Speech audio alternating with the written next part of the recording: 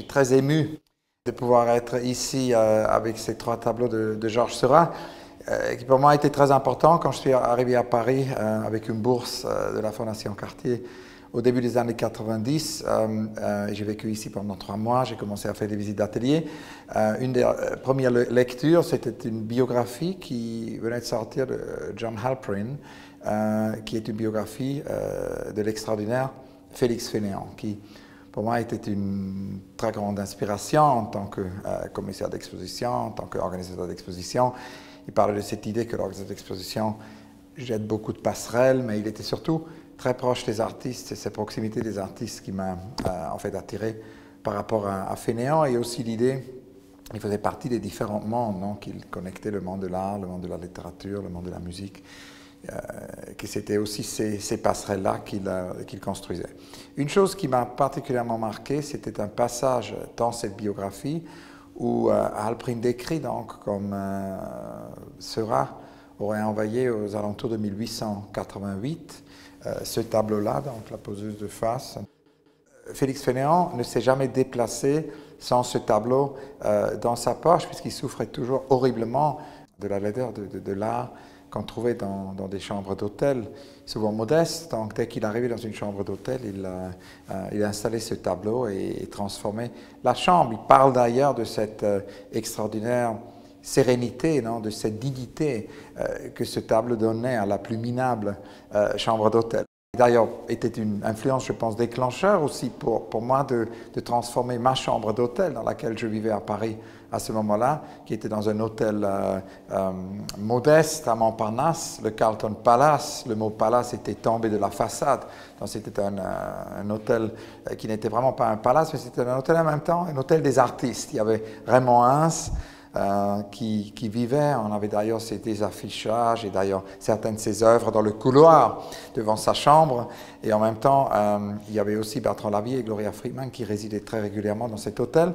Donc moi j'ai loué la chambre 763 et inspiré par ce tableau-là, j'ai invité une 50aine d'artistes à intervenir dans cette chambre. Donc tout ça c'était autour du musée portable évoqué par cette expérience de Félix Fénéon qui ne quittait jamais ce tableau sur ses déplacements.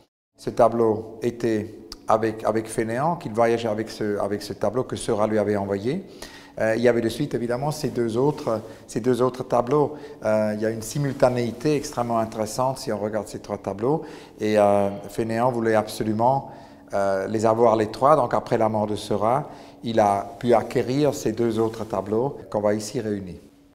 Il y a la rencontre d'abord avec ces tableaux dans le livre avec l'anecdote, avec l'histoire, mais évidemment après il y a la rencontre avec l'œuvre. Et la rencontre avec l'œuvre, quand j'ai vu ces tableaux pour la première fois, et en fait je m'en suis rendu compte vraiment ce que Fénéon voulait dire avec cette dignité, avec cette sérénité.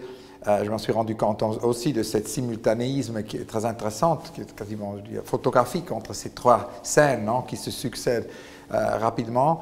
Et évidemment aussi, on comprend pourquoi Fénéon voulait les regarder tous les jours d'une certaine façon, puisque comme toutes les grandes œuvres, c'est une œuvre qu'on peut revisiter, chaque fois on voit autre chose.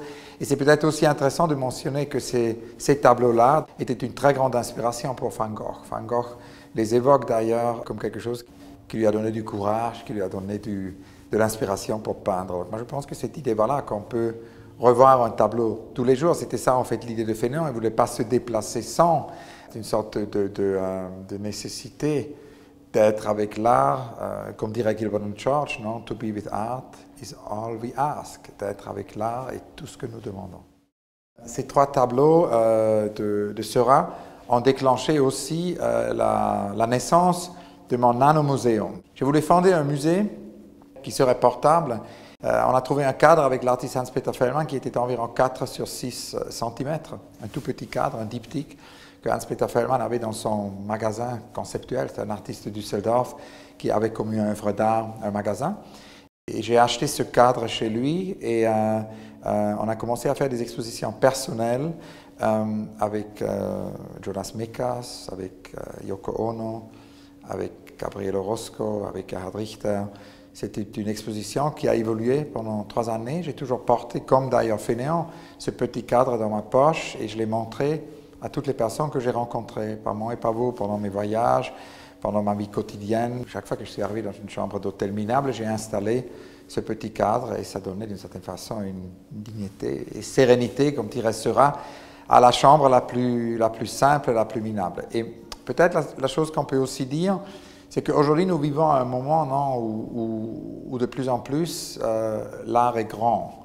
On parle toujours de nouvelles ailes dans les musées. On voit que les espaces d'exposition deviennent de plus en plus gigantesques, ce qui en soi n'est pas négatif, mais il faut se poser quand même la question dans tout ça, s'il n'y a pas quelque chose qui se perd, ce qui est cette idée que très souvent l'art se rencontre dans une intimité et que très souvent les grandes œuvres, comme ici ces très grandes œuvres de Georges Seurat, ne sont pas nécessairement à très grandes échelles. La nature est un temple où de vivants piliers laissent parfois sortir de confuses paroles. L'homme y passe à travers des forêts de symboles qui l'observent avec des regards familiers, comme de longs échos qui de loin se confondent dans une ténébreuse et profonde unité, vaste comme la nuit et comme la clarté. Les parfums, les couleurs et les sons se répondent.